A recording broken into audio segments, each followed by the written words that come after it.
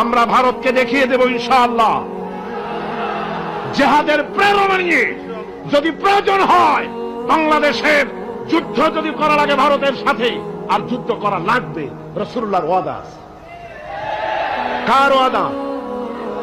নাসাই শরীফ, ইবনে মাজাহ, এই তার দুটি হাদিসের মধ্যে হযরত আবী হুরায়রা রাদিয়াল্লাহু তাআলা আনহু বর্ণিত হাদিস রয়েছে। বলেছেন দুই শ্রেণীর লোক কিয়ামতের দিন জাহান্নাম থেকে মুক্ত হয়ে যাবে।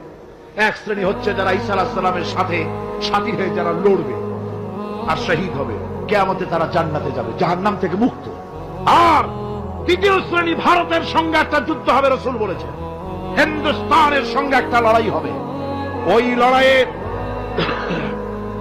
ওই লড়াইয়ে যারা শহীদ হবে রাসূলুল্লাহ বলেছেন কিয়ামতের দিন জাহান্নাম থেকে আল্লাহ মুক্ত করে দেবে। সেই লড়াই ভারতের সাথে আমাদের হবে।